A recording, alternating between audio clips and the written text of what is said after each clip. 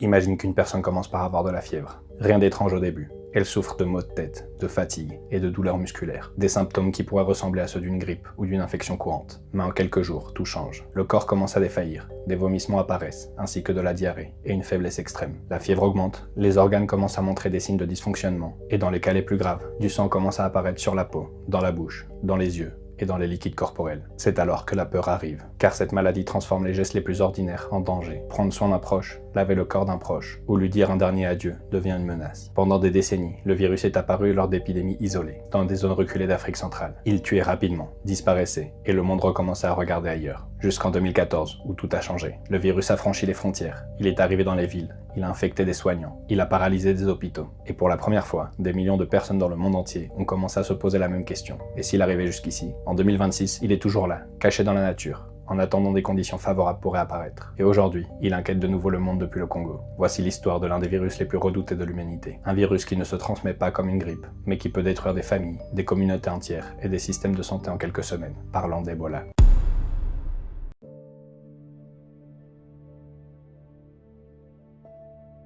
Ebola fait partie de ces maladies dont le nom est chargé de peur. Quand nous l'entendons, nous pensons à l'isolement, aux combinaisons de protection, aux hôpitaux fermés, aux corps que l'on ne peut pas toucher et aux crises épidémiques qui apparaissent dans les gros titres, comme si elles annonçaient le début d'une catastrophe. Mais pour comprendre pourquoi cette maladie provoque autant de peur, il faut d'abord comprendre ce qu'elle est réellement. Ebola n'est ni une bactérie, ni un parasite. C'est un virus. Plus précisément, il appartient à un groupe de virus appelé orthoebolavirus, dans une famille connue sous le nom de filovirus. Et ce nom n'est pas un hasard. Au microscope, ces virus peuvent avoir une forme allongée, irrégulière, comme un fil tordu. C'est une structure minuscule, invisible à l'œil nu, mais capable de mettre à genoux des communautés entières. La maladie qu'il provoque est appelée maladie à virus Ebola. Elle est rare, mais lorsqu'elle apparaît, elle peut être dévastatrice. Lors de certaines épidémies, la mortalité a été très élevée. Non pas parce qu'elle infecte des millions de personnes, mais parce que, chez les personnes gravement malades, elle peut évoluer avec une violence immense. Ebola ne se transmet pas comme le Covid, la grippe ou la rougeole. Il ne suffit pas d'être près d'une personne infectée dans une pièce. Il ne voyage pas dans l'air de la même manière que beaucoup de virus respiratoires. Sa transmission demande quelque chose de beaucoup plus direct. Un contact avec le sang, les vomissements, la diarrhée, la salive,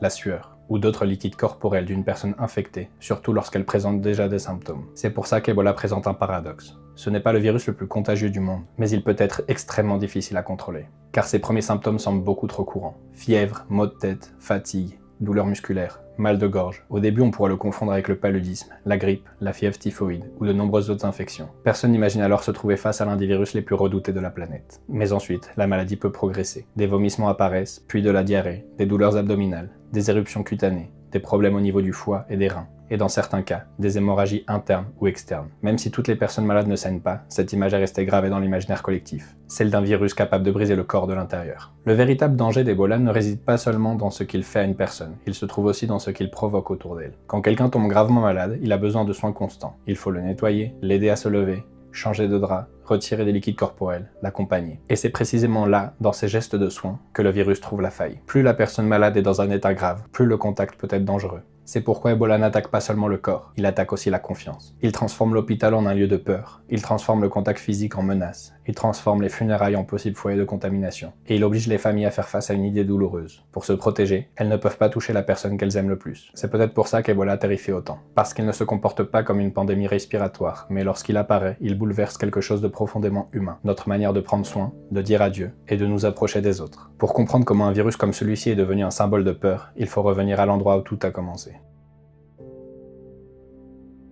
Pour trouver l'origine d'Ebola, il faut revenir en 1976. Cette année-là, quelque chose d'étrange a commencé à se produire presque en même temps dans deux endroits différents d'Afrique. L'une des crises épidémiques est apparue à Nzara, dans ce qui est aujourd'hui le Soudan du Sud. L'autre a eu lieu à Yambuku, une région de l'ancien Zaïre, aujourd'hui la République démocratique du Congo, RDC. Au début, personne ne savait exactement ce qu'il se passait. Les médecins voyaient la maladie progresser avec une rapidité brutale. Des personnes qui semblaient souffrir d'une simple infection pouvaient, en quelques jours, s'aggraver jusqu'à mourir. Et le plus inquiétant était que cette maladie ne ressemblait à rien de vraiment connu. À Yambuku, la crise a particulièrement touché une mission hospitalière. C'était un hôpital avec peu de ressources, dans une zone isolée, où le matériel médical était limité, où les conditions étaient très différentes de celles d'un grand centre moderne. À cette époque, dans certains endroits, les seringues et les aiguilles pouvaient être utilisées par manque de matériel suffisant. Et cela, sans qu'on s'en rende compte, a aidé le virus à se propager parmi les patients. Chaque injection, chaque contact avec du sang contaminé, chaque soin réalisé sans protection adaptée pouvait devenir le début d'une nouvelle chaîne de contamination. La crise a été dévastatrice. À Yambuku, des centaines de cas ont été enregistrés, avec une mortalité très élevée. La maladie semblait avancer comme un incendie. D'abord, une personne malade, puis les membres de sa famille, ensuite le personnel soignant, et enfin, toute une communauté prisonnière de la peur et du manque de réponse. Pendant ce temps, des échantillons de sang ont commencé à être envoyés vers des laboratoires spécialisés. Les chercheurs pensaient qu'il pouvait s'agir de quelque chose de proche du virus de Marburg, un autre filovirus connu pour provoquer une fièvre hémorragique. Mais lorsqu'ils ont analysé les échantillons, ils ont compris qu'ils se trouvaient face à quelque chose de nouveau, un virus inconnu. Le virus Ebola venait d'être découvert. Pour l'anecdote, son nom ne vient pas exactement du village où la crise a eu lieu, mais d'une rivière proche de la rivière Ebola. L'idée était d'éviter que le nom d'une communauté soit associé pour toujours à une maladie aussi terrifiante. Son réservoir naturel exact a été difficile à confirmer, mais les chauves-souris frugivores sont considérés comme l'un des principaux suspects. Depuis la faune sauvage, le virus peut atteindre les humains par contact avec des animaux infectés, vivants ou morts. Ensuite, une fois qu'il entre dans le corps d'une personne, la transmission entre humains peut commencer. Mais que fait exactement ce virus dans le corps pour tuer aussi rapidement ? Quand Ebola entre dans le corps, ce n'est pas une scène spectaculaire. Il n'y a pas de sang au début ni de signe évident qui dit « ça, c'est Ebola ». Après une période d'incubation qui peut durer entre 2 et 21 jours, la personne commence à se sentir mal. Le virus entre généralement par les muqueuses, les plaies ou les petites lésions de la peau. Une fois à l'intérieur, il cherche certaines des cellules les plus importantes du système immunitaire. Les macrophages, les monocytes et les cellules dendritiques. Ce sont des cellules qui devraient détecter l'ennemi, activer les défenses et coordonner la réponse de l'organisme. Mais le virus les utilise, il les infecte, il se multiplie à l'intérieur d'elles. Ensuite, ces mêmes cellules peuvent aider à transporter le virus dans tout le corps, comme si le système de défense devenait, sans le vouloir, un réseau de distribution. Le virus n'infecte pas seulement les cellules, il bloque aussi une partie de la réponse antivirale précoce. Certaines protéines virales interfèrent avec des mécanismes comme l'interféron, l'une des premières alarmes du corps contre les virus. Ainsi, le virus gagne du temps pour se multiplier, avant que le système immunitaire puisse organiser une défense efficace. L'ennemi commence alors à voyager dans le sang et dans les tissus. Il atteint les ganglions, le foie, la rate, les glandes surrénales. Peu à peu, ce n'est plus une infection localisée, mais une invasion générale. Alors, le corps tente de se défendre. Le système immunitaire libère une énorme quantité de signaux inflammatoires. C'est comme si toutes les alarmes de l'organisme s'activaient en même temps. L'inflammation qui devait normalement protéger devient incontrôlable. Et lorsque cela arrive, le corps lui-même commence à en subir les conséquences. Les vaisseaux sanguins deviennent plus fragiles, le sang ne circule plus normalement. La coagulation se dérègle. Des petits caillots peuvent se former à des endroits où ils ne devraient pas apparaître, tandis qu'à d'autres endroits, le corps perd sa capacité à arrêter les saignements. C'est pourquoi Ebola est si souvent associé au mot hémorragique. Mais il faut préciser quelque chose d'important. Tous les patients ne saignent pas de manière visible. Dans de nombreux cas, ce qui se produit se passe à l'intérieur. Déshydratation extrême, inflammation massive, atteinte des vaisseaux sanguins, chute de la pression artérielle et organes qui commencent à défaillir. Après les premiers jours, la maladie entre souvent dans une phase beaucoup plus agressive. Les liquides sortent du corps de façon incontrôlée. Cela augmente aussi le risque pour les personnes qui essaient de prendre soin du malade, car ces fluides peuvent contenir des grandes quantités de virus. Dans les cas les plus graves, Ebola ne tue pas pour une seule raison. Il tue parce que de nombreuses fonctions corporelles échouent en même temps. C'est ce qui rend Ebola si terrifiant. Mais ce qui est tout aussi terrifiant, c'est de comprendre comment il passe d'une personne à une autre. En théorie, si la personne malade est détectée rapidement, si elle est isolée, si le personnel soignant est protégé et si ses contacts sont surveillés, l'épidémie peut être contenue. Surtout parce qu'une personne infectée n'est pas considérée comme contagieuse avant l'apparition des symptômes. Mais dans la réalité, surtout dans les zones avec peu de ressources, cette théorie devient beaucoup plus difficile à appliquer. Parce qu'au début, personne ne sait qu'il s'agit d'Ebola. C'est pourquoi de nombreuses épidémies touchent si fortement le personnel de santé. Médecins, infirmiers, aides-soignants, conducteurs d'ambulances. Personnes chargées de nettoyer les chambres ou de retirer les corps. Tous sont en première ligne. Et très souvent, ils sont les premiers à être exposés sans le savoir. Il existe un autre moment particulièrement dangereux, les funérailles. Dans beaucoup de communautés, dire adieu à un mort implique de toucher le corps, de le laver, de l'habiller, de l'embrasser, de l'accompagner de près. Ce sont des rituels profondément humains. Ils font partie du deuil, de la dignité et de l'adieu. Mais avec Ebola, le corps d'une personne décédée peut rester très contagieux. Et cela crée une tragédie dans la tragédie. Car pour couper la transmission, les autorités sanitaires doivent demander aux familles quelque chose d'insupportable. Ne pas procéder au rituel de manière traditionnelle. Pour ceux qui arrivent de l'extérieur, avec des combinaisons de protection, cela peut sembler être une mesure logique. Mais pour une famille qui vient de perdre quelqu'un, ça peut être vécu comme une grande violence. Et c'est là qu'apparaît un autre ennemi, la méfiance. Lors de certaines épidémies, que ce soit par manque d'informations claires, à cause d'expériences précédentes de méfiance, ou d'explications insuffisantes, beaucoup de personnes ne comprenaient pas pourquoi leurs proches étaient emmenés dans des centres d'isolement et ne revenaient pas. Elles ne comprenaient pas pourquoi elles ne pouvaient pas les toucher. Certaines communautés pensaient que les hôpitaux tuaient les malades, que les médecins cachaient quelque chose, ou que le virus était une invention. La méfiance est une véritable chance pour le virus, car elle lui donne un énorme avantage. Les gens évitent d'aller à l'hôpital, ils cachent les malades, ils fuient les équipes sanitaires, ils refusent les vaccins, ils attaquent les centres de traitement. Et alors, ce qui aurait pu être une crise contrôlable commence à déborder. C'est ce qui s'est produit pendant des décennies. Après 1976, Ebola n'a pas disparu. Pendant des années, il est revenu encore et encore. Non pas comme une pandémie mondiale, ni comme une maladie présente chaque jour dans l'actualité, mais comme quelque chose qui surgissait soudainement, tuait rapidement, laissait des communautés dévastées, puis semblait se retirer de nouveau dans l'ombre. Pendant longtemps, le schéma a presque toujours été le même. Un premier cas, une personne qui entre en contact avec un animal infecté, avec de la viande de chasse, avec des fluides contaminés, ou un environnement où le virus réussit à passer de la nature à l'être humain. Ensuite, la maladie atteint une famille, puis un hôpital, puis celles et ceux qui soignent, puis celles et ceux qui enterrent les morts. Et lorsque les autorités parviennent à l'identifier, l'épidémie a souvent déjà avancé en silence depuis plusieurs semaines. Dans les années suivantes, des épidémies sont apparues dans différents pays d'Afrique centrale et orientale. Le Soudan, le Zaïre qui deviendra ensuite la RDC, l'Ouganda, le Gabon. Chaque crise avait sa propre histoire, mais tout avait un point commun. Ebola semblait profiter des failles. L'un des épisodes les plus marquants a eu lieu à Kikwit, en RDC, en 1995. La maladie a frappé durement la ville et a de nouveau montré au monde des images terrifiantes. Des hôpitaux débordés, des soignants infectés, des familles entières marquées par la peur et une maladie qui semblait avancer beaucoup plus vite que les protocoles mis en place. Kikwit a montré qu'Ebola n'était pas seulement un problème de village isolé. Il pouvait atteindre des zones urbaines, infecter des hôpitaux et obliger à déployer des mesures extrêmes d'isolement, de suivi des contacts et de contrôle des funérailles. D'autres épidémies allaient ensuite survenir. En Ouganda, au début des années 2000, le virus a de nouveau provoqué des centaines de cas. Pendant des décennies, le monde a vu ces épidémies comme des tragédies terribles, mais en 2014, Ebola a cessé d'être une menace limitée à des crises isolées et est devenu une crise internationale.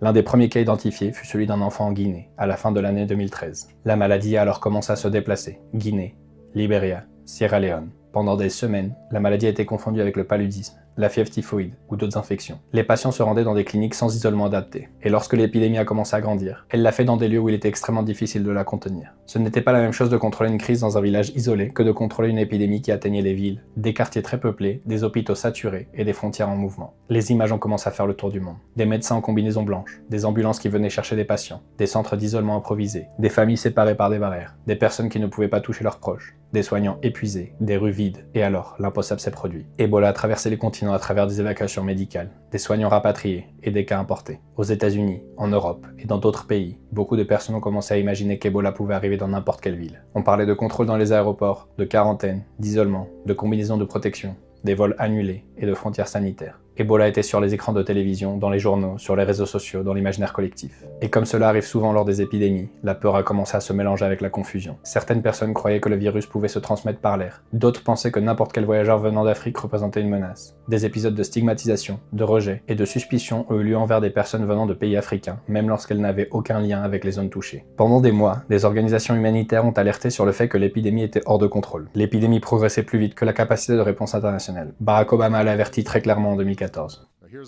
Voici la dure réalité. En Afrique de l'Ouest, Ebola est désormais une épidémie d'une ampleur inédite. La situation devient incontrôlable. Elle s'aggrave. Elle se propage de façon rapide et exponentielle. Aujourd'hui, des milliers de personnes sont infectées en Afrique de l'Ouest. Ce nombre pourrait rapidement atteindre des dizaines de milliers. Et si l'épidémie n'est pas stoppée immédiatement, nous pourrions nous retrouver avec des centaines de milliers de personnes infectées, ce qui aurait de profondes conséquences politiques, économiques et sécuritaires pour nous tous. Et lorsque le monde a réellement réagi, Ebola avait déjà fait des milliers de morts. L'épidémie de 2014 a été la plus grande de l'histoire, car elle a trouvé des conditions parfaites pour se propager. Des systèmes de santé fragiles, des frontières difficiles à contrôler, des funérailles à haut risque, de la méfiance et une réponse internationale trop lente. Pour comprendre son ampleur, elle a provoqué plus de 28 000 cas et plus de 11 000 décès. C'était la première fois qu'Ebola frappait avec une telle ampleur des pays qui n'avaient jamais connu d'épidémie auparavant. La première fois qu'il atteignait des grandes zones urbaines et des capitales. La première fois que des transmissions secondaires étaient enregistrées hors d'Afrique. Et la première fois que des thérapies expérimentales étaient utilisées de manière visible en pleine crise. Mais au milieu de la peur, des chiffres et des gros titres, les personnes qui ont affronté Ebola de l'intérieur sont passées au second plan. Des médecins entraient dans les zones à haut risque en sachant qu'une erreur pouvait leur coûter la vie. Des infirmières nettoyaient et soutenaient des personnes qui ne reverraient peut-être jamais leur famille. Des conducteurs d'ambulance transportaient des malades pendant que tous les autres essayaient de s'éloigner. Des équipes funéraires récupéraient des corps contagieux pour éviter de nouvelles infections. Des volontaires allaient de maison en maison pour chercher des personnes infectées, expliquer les symptômes et convaincre des familles terrifiées de demander de l'aide. Beaucoup d'entre eux ne sont jamais apparus en première page des journaux. Mais sans eux, l'épidémie aurait été bien pire. Pendant la crise de 2014, le personnel soignant a payé le prix fort. Rien que pendant l'épidémie d'Afrique de l'Ouest, plus de 880 professionnels de santé ont été infectés et plus de 500 sont morts. Dans les hôpitaux, les soignants travaillent avec une peur constante. Une petite erreur, une main mal placée, une goutte contaminée, un gant retiré trop vite pouvait suffire à provoquer une infection. Et pourtant, ils ont continué à entrer, encore et encore. Mais les professionnels de santé n'ont pas été les seuls zéros. Les communautés qui ont changé leurs habitudes pour survivre l'ont été aussi. Des familles ont accepté de ne pas toucher leurs morts. Des leaders locaux ont aidé à expliquer les mesures sanitaires. Des survivants sont retournés dans les centres de traitement pour prendre soin d'autres malades, parce qu'ils connaissaient déjà la peur de l'intérieur. Des personnes qui, après avoir perdu des familles, ont aidé à briser des chaînes de transmission. D'ailleurs, survivre ne signifiait pas toujours simplement revenir à la normale. Certains survivants ont souffert pendant des mois ou des années de douleurs articulaires, de fatigue, de problèmes de vision,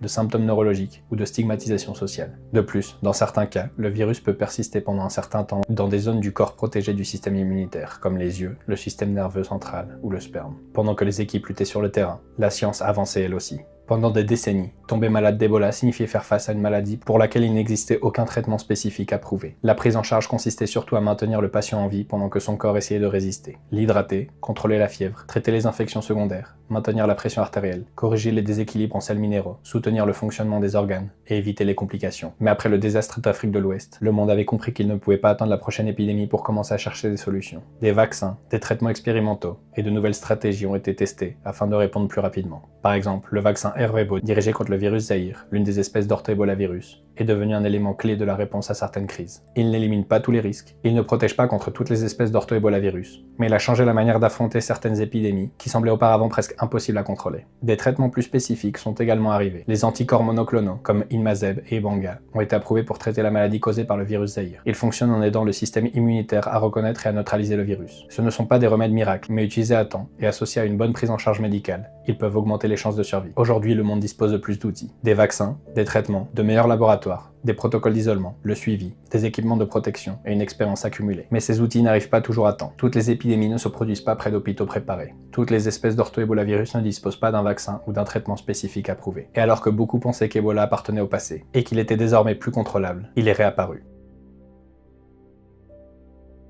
En mai 2026, les autorités sanitaires ont confirmé une nouvelle épidémie d'Ebola en RDC. La crise est apparue dans l'est du pays, dans une région marquée par les années de conflits, de déplacement de population, de pauvreté, d'insécurité, et par des systèmes de santé soumis à une pression énorme. Autrement dit, exactement le type de situation dans laquelle un virus comme Ebola peut trouver une occasion de se propager. Et cette fois, en plus, le virus présente une caractéristique particulièrement alarmante. L'épidémie est causée par le virus Bundibugyo, une espèce d'orthoébolavirus. Et cela change beaucoup de choses, car les vaccins et les traitements les plus connus contre Ebola sont toujours dirigés contre l'espèce Zaïre, responsable de nombreuses crises parmi les plus connues. Mais Bundibugyo est différent. Pour cette espèce, il n'existe pas encore de vaccin approuvé, ni de traitement spécifique. Cela ne signifie pas qu'il n'y a pas de recherche scientifique. Des organismes internationaux ont accéléré la recherche des vaccins contre Bundibugyo. Mais développer, tester, fabriquer et distribuer un vaccin pendant une épidémie prend du temps. Et dans une crise, le temps est justement ce qu'il manque le plus. Pendant les premières semaines, l'épidémie a progressé à une vitesse alarmante. D'après les chiffres communiqués entre le 21 et le 24 juin 2026, elle dépassait déjà le millier de cas confirmés en RDC, avec 227 décès. L'OMS a même déclaré cette épidémie comme une urgence de santé publique, de portée internationale. Cela ne signifie pas que le monde entier est condamné, ni qu'Ebola va automatiquement devenir une pandémie mondiale. Cela signifie que la crise nécessite une réponse coordonnée. Des cas ont également été signalés en Ouganda, et en juin 2026, la France a confirmé un cas importé chez un médecin qui avait travaillé dans une mission humanitaire en RDC. Le patient a été isolé, transféré dans un centre spécialisé, et les autorités ont expliqué que le risque pour la population générale restait très faible. Mais symboliquement, le message était très fort. Une épidémie qui commence dans une région frappée par la guerre peut finir par activer des protocoles de biosécurité en Europe. Ebola nous rappelle qu'une épidémie n'est jamais seulement un problème médical. C'est aussi une épreuve pour la confiance, l'information, la pauvreté, la science et la manière dont le monde décide de réagir lorsqu'une crise commence loin de ses propres frontières. Pendant des années, Ebola a été vu comme une maladie terrible, mais lointaine. Un virus qui apparaissait lors des crises isolées, tuait rapidement, puis disparaissait des gros titres. Mais il n'a jamais disparu de la nature, il est toujours là. La bonne nouvelle, c'est qu'aujourd'hui nous en savons beaucoup plus qu'en 1976. Il existe des vaccins pour certaines espèces, il existe des traitements pour certains cas. Les protocoles sont meilleurs, les laboratoires plus performants et l'expérience plus grande. Ebola n'est plus exactement l'ennemi inconnu qui avait terrorisé les premiers médecins qui l'ont affronté. Mais la mauvaise nouvelle, c'est que la connaissance ne suffit pas toujours. Un vaccin ne sert à rien s'il n'arrive pas jusqu'aux personnes qui en ont besoin. Un traitement ne sauve pas si le patient ne peut pas y accéder. Un protocole ne protège pas s'il n'y a pas de gants, de lits, d'ambulances ou de confiance dans le système de santé. Ebola n'a pas besoin de conquérir le monde pour prouver sa dangerosité. Il lui suffit de trouver un endroit où la surveillance échoue, où la confiance se brise et où l'aide arrive trop tard. Et maintenant, je te pose la question. Penses-tu que le monde a réellement retenu la leçon d'Ebola, ou continuons-nous à réagir seulement lorsque la peur est déjà diffuse? Merci de ton écoute. Si cet épisode t'a intéressé, abonne-toi à Atlas Vitae sur YouTube et sur les plateformes de podcast. Chaque auditeur qui s'unit nous aide à continuer à créer du contenu. Laisse-nous un commentaire et dis-nous quelle histoire tu aimerais découvrir dans les prochains épisodes. À bientôt sur Atlas Vitae.